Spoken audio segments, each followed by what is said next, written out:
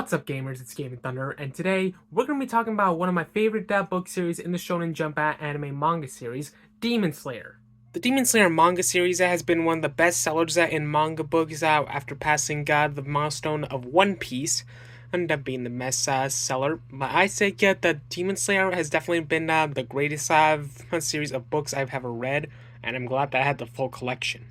Some of you guys may know I enjoy reading mangas, and Demon Slayer has definitely been one of my favorite series to read of all times.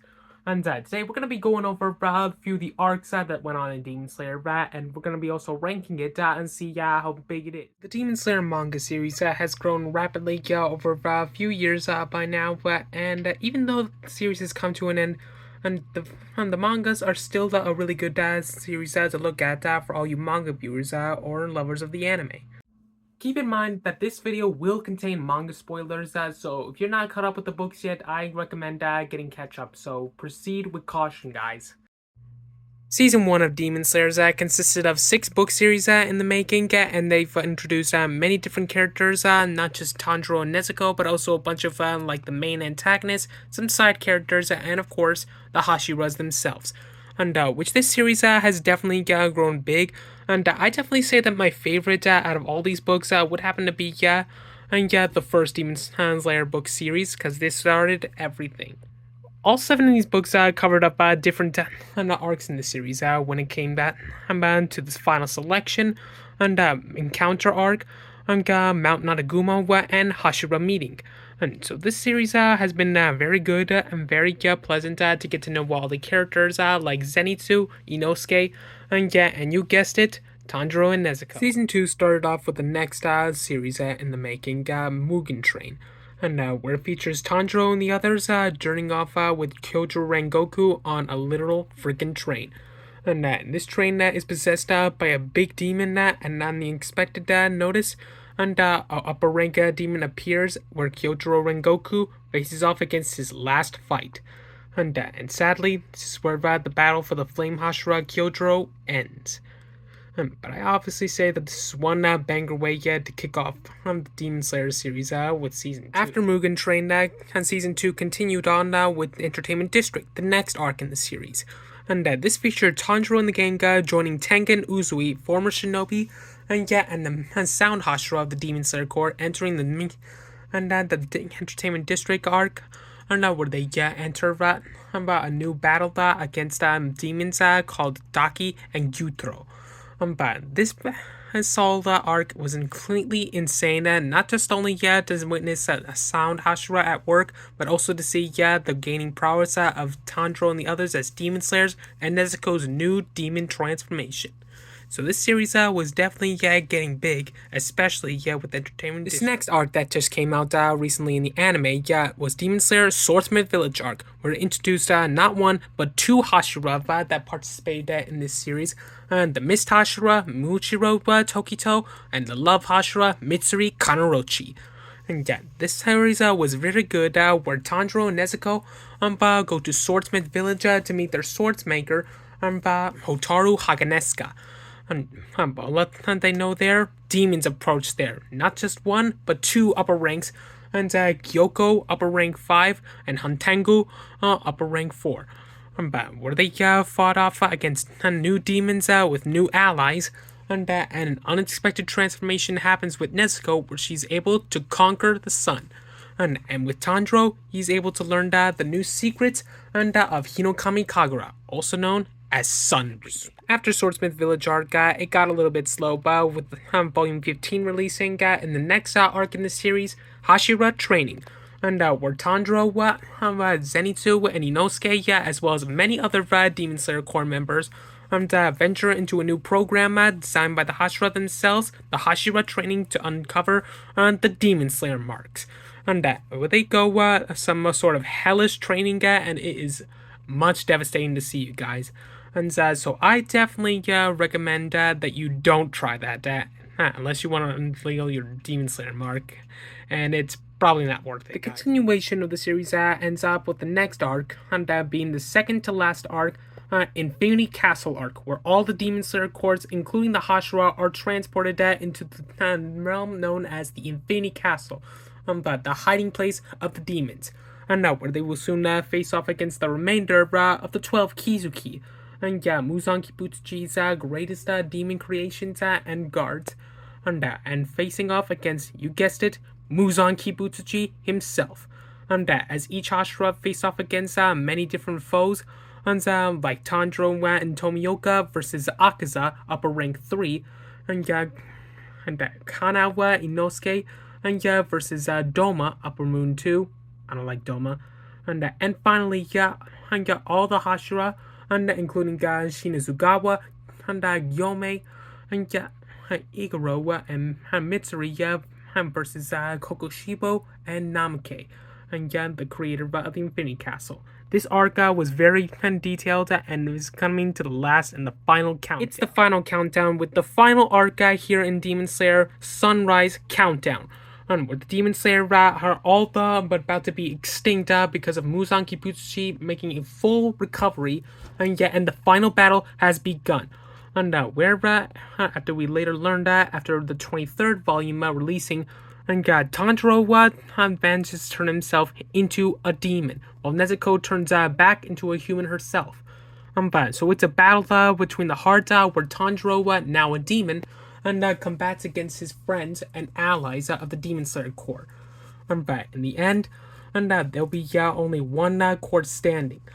And the Demon Slayer Corps finally makes their victory. In the continuation of the manga series, they also released a new spin-off manga series called Demon Slayer Stories of Water and Flame, where it featured two fellow Hashira, Kyojuro Rengoku and Giyu Tomioka, and with some tragic backstory for Giyu and how he still managed after he let Tanjiro and Nezuko live, and how Kyojuro Rengoku became a Hashira. And so this was definitely worth the pickup because it got a little more manga knowledge on how Rengoku became a Hashira and how Tomioka managed to do after he actually spared a demon. And also there we also have the light novels on the selection, The Flowers of Happiness and The One-Winged Butterfly, with still more mangas still out there, but the light novels are a way to get people intrigued. In my opinion, Demon Slayer is a really good anime, and the mangas, they were really good to read and really enjoyable to buy. Sure, these mangas usually come out to about $10 each. Some of them may cost a little bit bigger, especially when it comes to some manga sales over in bookstores and even on Amazon.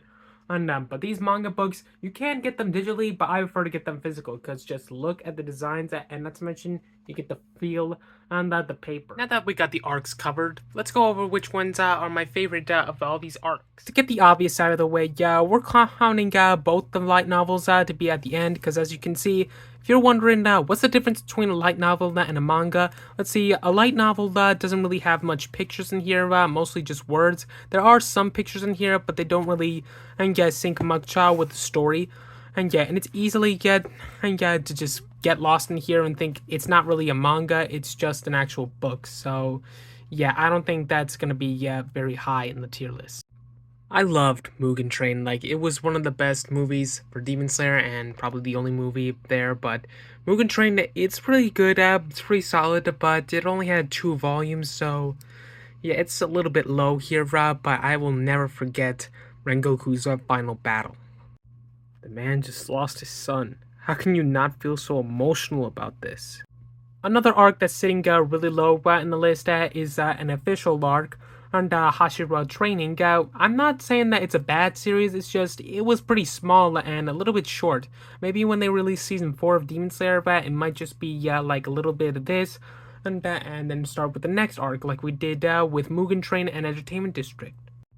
Speaking of Entertainment District arc, and this series comes in next, and I'm not complaining too much. I really like the story-wise, and I love the characters, and I love the big battles that's coming here. But the one thing that does tip me off a little bit, and is just that some of the features in here were censored, but it's censored in the anime, which threw me off a little bit, and I'm not really big on people just censoring everything.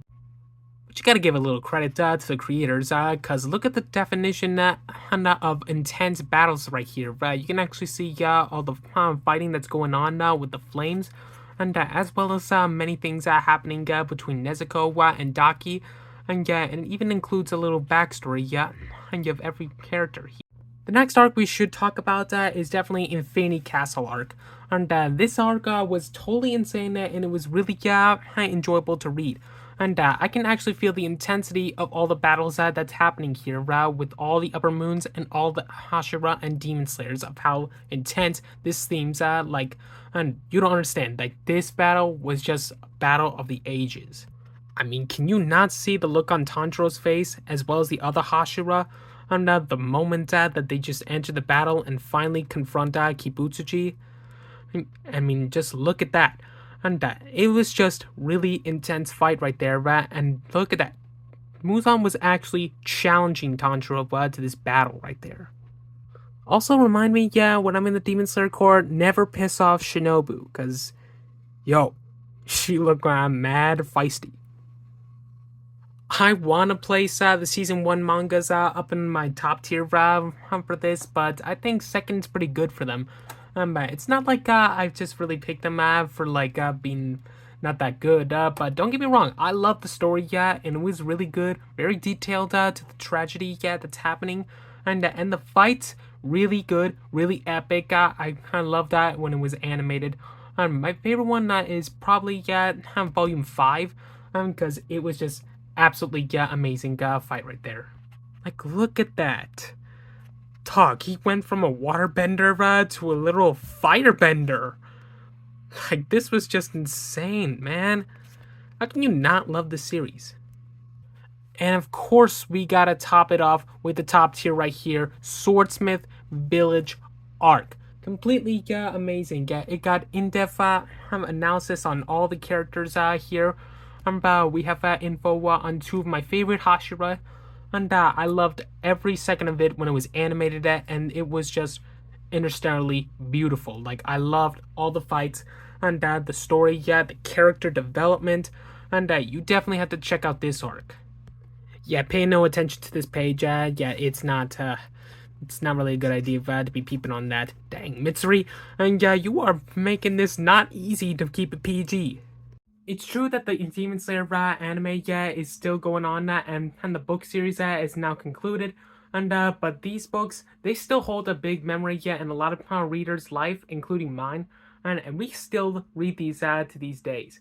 And so I definitely recommend reading this manga book if in case you like anime, and definitely give Demon Slayer a watch. So anyway, guys, thanks for watching this little book series. And if you guys want me to start reading these on videos, just let me know in the comments if you like. And it'd be pretty interesting to do. Maybe it might be something I do in the future. We'll see about that. Anyway, guys, thanks for watching. Be sure to comment, like, subscribe, join my Discord, or follow my Instagram, and I'll see you guys later with more Demon Slayer content. It's Game Thunder, signing out. Bye.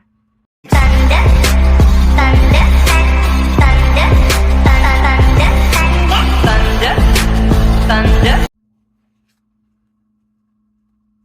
How's your book? I can't read this. It's upside down.